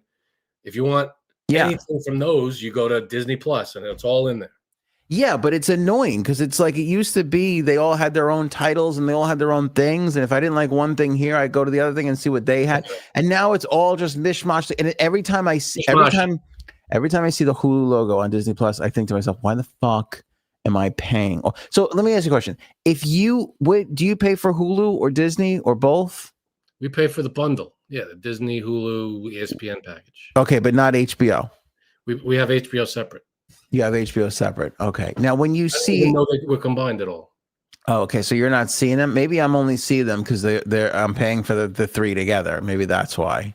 Yeah, those 3 are together. But I don't know. This is the first I'm hearing about HBO having anything to do with Disney and Hulu. Yeah, that was a while ago that happened where they had they struck a partnership deal. So maybe I'm only seeing HBO on there because I signed up for the 3 package. That's why you're probably seeing ESPN. And not HBO. Maybe that's what's happening. But it's just make it. Just call it Hulu and be done with, or Disney. Pick one and just go with it already. Well, that's the thing. You got people that are in charge of Disney material. You got another company in charge of Hulu material, but they happen to be under the same umbrella. That's what it is. They should make an app called Mishmash and just have it fucking all in one thing. If they had one app and you could just shuffle all your subscriptions into it. Yeah. All right. Here, I'm going to drag. They do. That's essentially what Amazon Fire Stick and Apple TV is. Well, I have that. But you still have to go to each individual app, except for Disney, Hulu, and ESPN. You just go to Disney and it's all there. But if I want HBO, I got to go back out and I got to go into HBO. If I want Amazon, I got to back out and go into Amazon. Yeah, well, on Apple, because on my Fire Stick, I can't remember, but because I got rid of it. But Apple TV, you still have to go to the apps, but it'll show you all the stuff that you have been watching. So when I put on Apple TV and I'm on the Apple TV interface, it'll be like, here's what you're doing on HBO. Here's what you're doing on Disney. Here's what you want to watch on Apple TV. Here's what you want to watch. And so if I click on something on HBO from Apple, it will just take me right to the episode on HBO. Yeah. It still opens up the HBO app, but it's it's there. So it's one click away. At least that's a step in the right direction. I wish I could just take one. There should be like a universal app. Maybe not call it that because Universal Studios, but an all-encompassing app that you could just drag HBO, drag Disney, drag Paramount. Right. You drag it into it. You open that one app, and it's all listed. It's all there. I have the perfect name for this app. I'm going to call it Cable TV. I don't like it. And it'll never catch up. I think it's going to take off. But is it streaming? Streaming cable TV. That's what I'm going to call it. SCTV. I think we got something there. The hell are we doing with this? Wasting our time. Stuff. All right, Erin C. Well, and I don't want to drone on about this, but I watched the Eddie Murphy documentary on Netflix.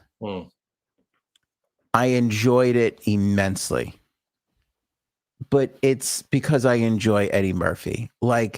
Is it a documentary anymore? They basically just filmed him in his house talking about himself. I don't know if that's documentary. Technically, what? I mean, technically, that's a documentary. I feel like I was sitting there watching it. I'm going, I'm hysterical laughing. I'm enjoying it, but I'm like, this is a glorified YouTube vlog. I mean, it's basically like Eddie Murphy going, I'm going to vlog today and tell you about all the past stuff. and we're watching it on Netflix, paying all this money for it, acting like, it's a big deal. It's essentially what vloggers do every day. He's like, let me tell you the time I did this. And that was the whole, I'm like, I don't think this is a doc. I don't know if you could legally call this a documentary. Eddie Murphy produced it. He hosted it. He starred in it, and it's talking all about himself. It's an autobiography. Yeah. I don't know if that's a documentary. Well, that's what it is. It's not it's real life. It's not is it a reality show? No, because it's just him like, hey, here's where I started. Then I did this, then I did that. It's like, but it's hilarious. I enjoyed it, but I'm like, I don't know. Because you enjoyed it, it can't be a documentary. No, but it's like, I don't know if anybody else could do this and we would be like, that's a good documentary. Just because it's Eddie Murphy and everybody loves him. Everybody's like, oh, this is a good Eddie Murphy documentary, Or they're like, did you see the Eddie Murphy documentary? Thank you, Mark. It's a vlog. It's based, and it's like, it's him. It's just him talking about him. Well, I think whether or not you like it is irrelevant. A documentary is a documentary. I guess so, but it feels weird when the subject is also the producer, is also the host, is also because there's. Doesn't matter. If I made a documentary about myself, starring me, written by me, and filmed by me, I'm still making a documentary. Still a documentary. And it's hilarious because every now and then they cut to somebody else like Pete Davidson and like Eddie Murphy would be like, I did this movie and it was really funny. And then they cut to Pete Davidson and be like, that was the funniest Eddie Murphy movie. And then just cut right back to Eddie Murphy. But Seinfeld's in it. Seinfeld looks like shit. Seinfeld is aging. Does he look like shit? Last time I saw him, he's like almost 70, so he doesn't look.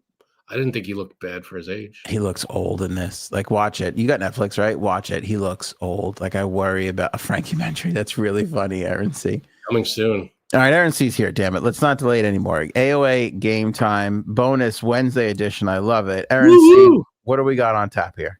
Hi, guys. It's just a real quick 7 BT5. Cool. Nice. So if you want to get your pen and your paper, or if you can keep 7, who knows, straight in your head while you play the game. So a couple of years ago, we had unwanted Thanksgiving guests, and Is this the possum or? Yeah, right. I wonder if possum was one of them, but this is just Thanksgiving guests. This is just people that if you're not hosting, or if you're hosting and they were at your door, or if you're going somewhere for Thanksgiving and you see them sitting at the table, number 1 is you'd be pleased. Number 7 is, oh, I do not like this for my Thanksgiving. Gotcha. Now this is real. I'm not going to pressure you on this, push too hard. This is real. Did you really have unwanted guests at your Thanksgiving? No. A couple of years ago, that was the BT5. Oh, okay. Oh, gotcha. I thought this actually happened to you at Thanksgiving where you had unwanted guests come to your thing. Nope. Oh, gotcha. A couple of years ago. You wouldn't leave. Yeah, Trump was one of them, yeah, or something Was like it that. me? Was it me? It was someone. It was your wife's ex-boyfriend and your ex-girlfriend. Wait, your what least was favorite boss? Remember? What was the movie where the character goes, "Is it me?" And the guy looks at him and he goes, "It's you." Yeah. What movie is that? That's so vague, but familiar. They're like talking about somebody, and the guy's like stupid. He goes, "Wait, be honest with me. Am I the whatever?" And the guy's like, I know what it is. It's you. Oh, Yeah. the Chad or the was it Tom Green and Charlie's Angels? No. I know exactly what it is. Do you know what it is? You could actually watch me die on the air if you don't tell you what it is, but oh no, you don't know what it is. Do you know what it is? 100%. He looks in his. It's a really funny. What is it? Yeah, it's you. What is it? It's analyze this. Jelly. That's Jelly. it. You're right. This friend. Is it me? Yeah, it's you. Jelly. All right, Erin. You. Wow, that's good. You're good. You're good. You're good. You got a gift. Yes, you do. All right. Go ahead, Erin. Okay. All right. So I remember we did this. I'm sorry, Erin, but you were trying to refresh our memory. Jada Pinkett Smith, I think, was one of the guests. Yes, Jada Pinkett Smith last time was one, and Cuddles was like number 1. I don't like her. And who can blame her? She was very infamous at the time. Jada Pinkett Smith was the original Meghan Markle. We all forget. I've forgotten about that. Yeah, that's a good point. Where's she 1 been? through 7. She disappeared. She was like, all right, I ruined Will's life. I can go now. She's Yeah, she saw that BT5. She saw how hated she was, and she just left. Love it. She just exited stage left. Love it. All right, so this has been particularly unwanted. It's just Thanksgiving guests. Again, how would you feel if you saw them sitting at the table when you came into the house where you're celebrating, or if you're hosting, if they knocked on the door with their casserole, would you be like, oh God, why did we invite this person? Okay. Excellent. Yes, and this is 1 through 7. 1 through 7. Higher if you would be happy to see them. Lower if you would not be happy to see them. Okay. And no one else is coming. So if these people are part of a famous duo, the other person is not coming. Okay? Got it. All right. And that one's especially true for number 1, which is Travis Kelce. No Taylor Swift. Damn. No Taylor Swift. But how would you feel if he was at Thanksgiving? I feel like he'd eat all my food. He's a big dude. He would eat a lot. Good point. He's not fat. Is he fun? He seems fun on that podcast with his brother, but I don't know if he can really talk to anybody else or relate to anybody else. Would it be just talking about himself a lot? I'm not a huge football guy, so I want to talk to him about Taylor Swift. You think he'd be into that? I want everybody to know how many bad jokes I'm tampering down now. Like, I mean, the amount. Why are you tampering them down? The amount of things I've just been swiping through in my head that are just inappropriate and disgusting and stupid is unbelievable. Travis Kelce, go ahead, Frank. Where you playing? I think you're going to play it safe, like I am. Where are you going to play this one? Well, if I could talk to him about our girl Tay Tay, then I'm going to put it. That's going to get me a little higher here. I'm going to go. You're right. I think I'm playing it safe, but higher than it should be is 4. I'm playing it safe at 5. It's too early in the game. Yeah, I agree. But if I could talk Tay Tay, I'm in. Do you think he'll let me smell his finger? Oh God! See, you wanted me to do it, and now I've offended Erin. See what happened? You know what would have been good? I could have used it so many times during this episode. It's like a gagging or throwing up sound. Yeah, that would be good. Find that for me. But here's the thing. Joke's on me because he was just scratching his ass. You know what I'm saying? He's going to be like, sure. See? And now it's Kelce asshole smell. He goes, you want to smell some homemade stuffing? And then he gives you the face. Thanks for pulling me out of that, big man. You know, there's a lot of laughs in the thing. I don't know if is that me or is that for what Paul said? I'm not entirely sure. I don't know. Also, he went a little too hard. Got some cranberry sauce on there. Okay. All right. Wednesday game night has been officially. This was enjoy the, what is it? The debut and the swan song of midday. What happened to the right now? Wednesday game times? They're gone. They're gone. We're not doing them anymore. It's just Travis Kelce. That's it. That's all we got. Travis Kelce. Okay, guys. Number 2 is, let's see what you can do with the dirty jokes for Sydney Sweeney. Oh boy. Oh well. I mean, I gotta tell you, I'm a leg man. Who doesn't want the titty monster coming over for Thanksgiving? Is she wearing the jeans? Is she in all denim? Question, is she in all denim? Oh, and she can't bring a guest, right? Because I'd be like, you should call Ron Howard. You ruined his movie. I'd love to talk to him. Least you could do is give him a Thanksgiving meal. Yeah, I like to stare at Sydney Sweeney while I talk to Ron Howard. Ron would be like, I'm over here. I'm like, I know, I hear you, but I'm laser focused on Sydney Sweeney. I like how you smell in Travis Kelce's finger, but not Sydney Sweeney's finger. That's a good point. Yeah, that would be the safer finger to smell if we're being honest. All right, I'll go 3. You're going 3? I'm with you. I'm gonna go 3 too. Because all kidding aside on how hot she is, I'd want to know, like, hey, how's that 3 movie flop thing feeling right now? Like, you know, how's that feeling? You wouldn't bring that up, would you? Bring it up? I don't know. Probably not, but okay, we're in fantasy land, so yeah, probably. Okay. Yeah, whatever, right?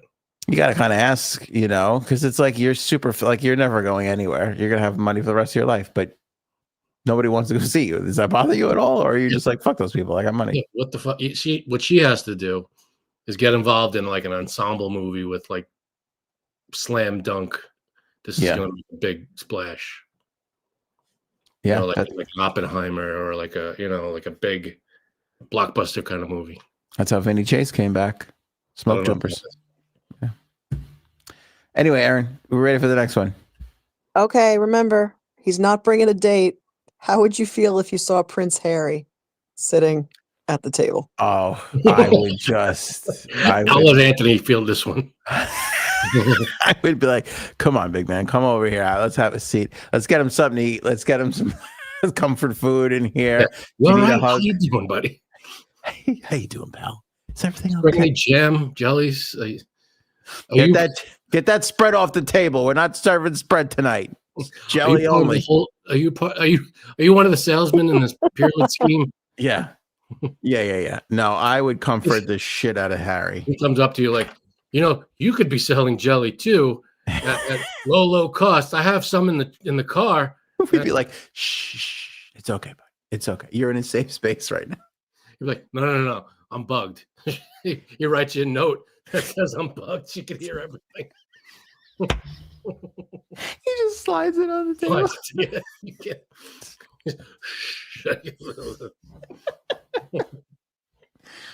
I'm putting Prince Harry at 2. 2 for Prince Harry. 2 for Prince Harry. I'm playing. If this were some inexperienced game show host, it would be number 1. But because it's Erin, I'm playing a little defense. I'm keeping my options open. That's and smart. I'm putting him at 2. I'm doing the same deal. I got my middle sewn up here. I got Prince Harry at 5 so far. Nice. Okay.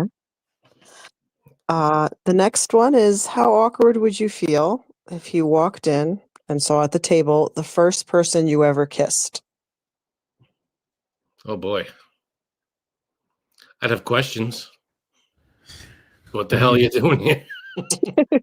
Where'd you come from? I have a lot of questions because the first person I ever kissed isn't alive anymore. She's dead. So that all right, then the next person. What? Frankie, not making it all up. Right, that was a joke. Thank you. Okay. That wasn't. Oh. I feel like I would have heard of that.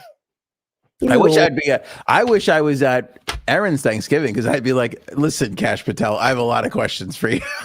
I never kissed Kash Patel. You jerk. Sorry, I couldn't resist. The first person I kissed.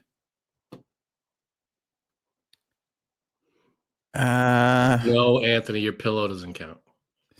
I was gonna say, I'm trying to think if I like kissed anybody like in kindergarten or anything like that. But you're talking about like the recollection that you remember.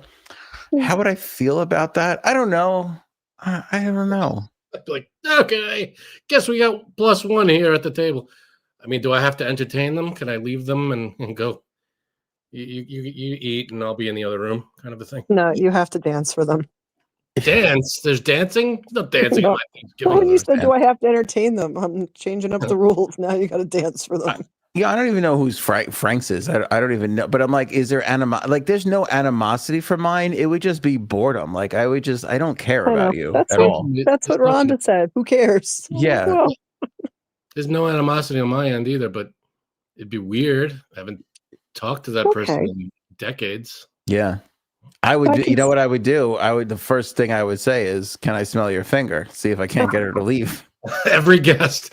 There's the finger smell test at the door as soon as every Thanksgiving guest shows up. Should have been Thanksgiving guests whose fingers you want to smell 1 through 7.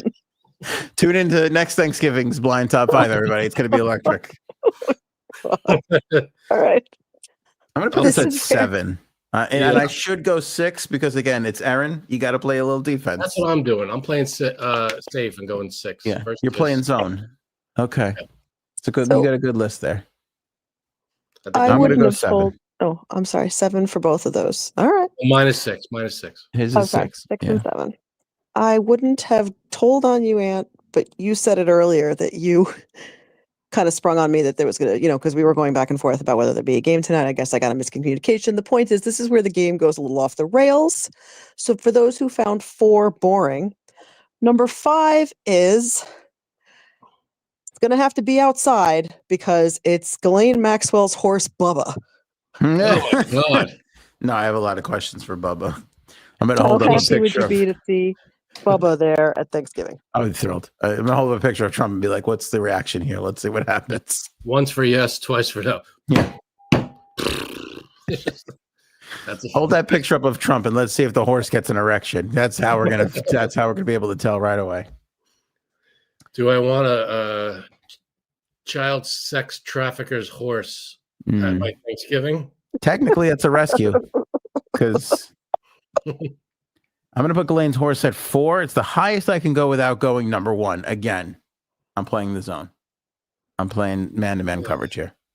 I don't want to put Ghislaine's horse at 1 or 2, and all I have open is 1, 2, or 7. So Yeah. I'm going 7. I'm not going to ask the horse to smell his hoof, by the way, for you perverts in the thing. That's not appropriate. I don't know why the rules don't apply to everyone here. Right? Although, if you smell the horse's dick and it smelled like Cheetos, that would be a giveaway. Cheetos or a Big Mac. Oh, thank you, everybody. Have a good night. You have Enjoy a good one. the rest of the show. I got the rest of it from here. Go ahead. Leave on the high note. It's gonna go Hall of Fame. I'm sorry, that was good. I don't care what anybody says. I enjoyed that thoroughly. Yeah. All right. Yeah, I got Bubba in at 7. Okay. I got him at 4. Where's Bubba these days? Do we know? Is Bubba In an Elmer's bottle. That's where Bubba is, I think. Oh, Bubba. Yeah, it's sad. Okay. All right. Second from the last one tonight is you'll finally get to meet the man who is stuck in 2027. He's back and he's at your Thanksgiving. See, that would be Look at Erin improvising. That was good. That's a good one. 2027. I wouldn't put him this high on the list. I got him at number 2. But at least it'd be a good dinner conversation. Oh, see, that's what's good. 2027 like? He would be great. That would be great. How'd you do it? How'd you do it? And then he goes, oh, it's all scamming. All right. I guess you're stuck here for the rest of the Thanksgiving. Good point. I'm putting Javier at 6 because I can't put him at 1. I'm getting so errand here. I'm going to go 6. You put him at 2? That's a good call. I think Frank's clearly got the better list than me now. I got the better. I wouldn't put 2027 Javier so high, but that's all I got. Yeah. That's a good looking list right there. It's not bad. Okay, so what's left? Frank, you're number 1 and Ant? Number 1. Wow. Okay. For everyone who has number 1 left, you are looking forward to Thanksgiving with a domesticated raccoon. Oh, see, that's the best one. Rocky Raccoon. I'd like that. How many C's in raccoon? What'd you say? How many C's in raccoon? Is it 1 or 2? I have no idea. I think it's 2 I think O's. 2. Yeah, two C's and 2 O's. Oh, so Anthony, you spelled it wrong. Definitely. All right, so I'm happy with raccoon at number. I'd love to have a raccoon, a domesticated raccoon as my Thanksgiving guest. That's a no-brainer. The first question I'd ask the raccoon is, that could have been you. No. I mean, like, that could have been you in the middle of the table here. You know, you and the turkey, very close. It's very You eat a lot of raccoons? What? Do I eat a lot of raccoons? No, I'm just saying, like, you know, the raccoon must look over the turkey and go, Jesus, that's the same size as me. This is a close call. Yeah, I'm sure that's what he's thinking. By the way, I saw a turkey today because we got the Thanksgiving turkey. I don't know about you, but my turkey says on it, young turkey. Is that necessary? Do we have to label are all turkeys young turkey? Did I just get a weird turkey? I don't know what happened. Was that oh man, what the hell? Yeah, I went to go buy the turkey and I get home and I'm like, young turkey. I'm like, this is a little weird. Are there old middle-aged turkeys you can get? I'm like, do you have any mature turkeys? Because the last one I had was just Can I get a turkey that was like near the end, please? A turkey that didn't have the will to live anymore. What the hell? That's a weird qualification to put on there. Yeah, I don't know if you can see it, but it says young turkey, like up at the top here. It says young turkey. It's blown out. Too bright. See, yeah, it does say. I mean, that looks like the brand. Is that the brand? No, because the brand is. I don't want to share the brand. The brand is right on top of it. Oh, all right. That's why I kind of zoomed in pretty close there. But yeah, it just says young turkey. It's the strangest thing I've ever seen. That is weird. And there's no other like explanation on the thing. Like our turkeys are born and then thrown in your freezer. Yeah, it says grade A, which I was really excited about because I was a C student. So I was happy that my turkey is. Thanks, Erin. I appreciate that. Oof. How big is it? 13 and a half pounds. All right. Yeah. You doing anything special to it? A brine, a spatchcock, if you will. So I smelled its finger already. No. Good? Yeah, I don't know. No, I don't know. I don't know if I'm frying it or I don't know what I'm doing to it. But I'm excited because you know what? I feel like turkeys, you go through Thanksgiving, you're so excited for Thanksgiving dinner. And then you eat it, and then you're like stuffed halfway through the day, and you can't really enjoy anything. And then like 3 days later, you're like, God, I would kill for a turkey right now. I would just love some turkey. Well, that's why you got the leftovers, and you keep them in the fridge. You make a sandwich, you make a soup. Yeah. But sometimes, like when you got family over, or if you're going by family, which I am, you don't get all the leftovers. You get maybe get a little piece, or maybe you get nothing. But wait, you're going over someone's. You have the turkey though. I have the turkey, but I'm going to be transferring the turkey. You cooking it at your house and bringing it, or you bringing it and then cooking it? Yes. Got it. I'm trying to think of a funny answer, but it's so boring. Yeah, cooking it and kind of bringing it, and then like a little reheat. A little off by before you leave the house, and you save some for yourself. Yeah, that's not a bad idea. This was a one-legged turkey. Everybody, I'm so sorry. I got a deal on it. I don't know what to tell you. This is economy. Are you kidding? This was a steal. It's not a grade A turkey. It was a B- turkey, to be honest. If it had the other thing, it was a young turkey. It didn't grow its second leg yet. Yeah, we should talk about what do we got? We got Friday, and then we've got next week. I don't know. There won't be a Black Friday show. We'll take the long weekend as we do. Right. So we got Friday, then we got Monday. Are we doing one Wednesday? Are we doing one Wednesday? That's the question. Thanksgiving Eve. I don't know if we do a show Thanksgiving Eve. I feel like is that something we've skipped in the past? I'm not even sure. I don't know what we've skipped, how many we've done, what holidays we don't do. I know it's the problem when you're high as hell every time you do one of these episodes. It's hard to remember all these things. Well, I got to say, Erin C, this was just a fun one. Oh yeah, thanks guys. Have a great night. Thanks guys. Excellent job. Bye. I will say this. Erin C is great. I will say this. I've been working on this list of the top 500 comedians of right now, and it's almost ready to come out. And we'll put it out before Thanksgiving. I don't know if it'll be next Monday or this Friday or Wednesday. Yeah, I got it. Okay, this is what I was going to ask you too. Do you want to see it? Because the other thing I thought of, I would give it to Erin and she would rank it blindly. I would read each name to her one at a time, and she would put them all in order. 100 of them? 500 of them. 500 of them. Yeah. Holy shit. Do you want to see the list? Do you want to peruse the list a little and influence where the people go? Is Pete Davidson on the list? I don't know if he made the list. Then I'll look at it. There was. I'll tell you. Well, I'm not going to tell you. We'll save it. I know one comic who I specifically left off the list, who I refuse to have on. Really? Who is this person you have a grudge against? Oh, big grudge. Big. Really? Yeah, big grudge. Cosby?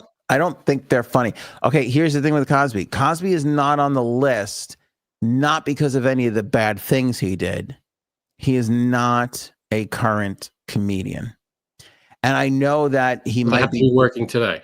It's the top 500 comedians of now. So Richard Pryor, even Eddie Murphy. Eddie Murphy is a comedic actor. He is. You have to be actively doing stand-up comedy, and or like a pod, like you have to be in that world. But if you're doing stand-up, like if you're known more for your podcast than your stand-up, you're fine. As long as you're doing stand-up, you're eligible for the list. And it's a list that I want to change all the time, but I really want to put the list out before Thanksgiving because there's some comedy specials coming out, and I know people are going to be searching for that kind of thing. And I think this list will be helpful for people when they go and even if they're not looking at new specials, they want to see an old special. Should we do like a big countdown episode? Yeah, well, that was the other thing I was going to ask you. By the way, the show's over. Frank and I are just basically having a show meeting at this point. Yeah, this is nothing to do with anything except yeah. We could have stopped and said goodnight and just started. Because we usually talk for a while after the show ends anyway. We do a post-show meeting. Yeah, this is that. Well, how do you reveal? We could do it in 2 parts. We can do because let's be honest. It's fun to have the top 500. It's been a lot of work. The last from 300 to 500, we'll probably talk about some of the surprises, but we're not going to go through all of them. Well, that's the thing. It's 500 people. That's a lot. That's going to take a lot of people. We could probably go through the top 100, maybe top 50 only, and maybe we'll count it down. Maybe we'll do 50 to 25, and then we'll do 25 to 1. Maybe. I can't think of, dude. Let me tell you, it was not easy to do. Yeah. At one point, I gave up and I was like, "Guess what, everybody? It's going to be 300." And then I powered through and got 500. I don't know how the hell you got 500. It's not easy. We were scraping the bottom of the bed. Let me tell you something. Some of those people in the 400s, you are not going to recognize. You better not be on there. No, I'm not. That's hilarious, though. Technically, you and I could be because we have been on stage, but not. I have not done stand up. You did, didn't you? Do no, but you've been on stage. You've gotten laughs. You've hosted things, stage, but I've never done stand up. I would say that qualifies. If you've hosted something in the last little bit, you could qualify for that. Yeah, I don't know if that counts. I should put you on there. I have stand up material that I could probably do if I needed to do 10 minutes. I could, but I haven't done it. Yeah, could you? I feel like I could do 10 minutes right now. I could. I don't know if it would be all gold, but if you threw me onto one of those late night shows, I can get you 5-10 minutes. I could do that. Yeah. I got some stuff, but I haven't done.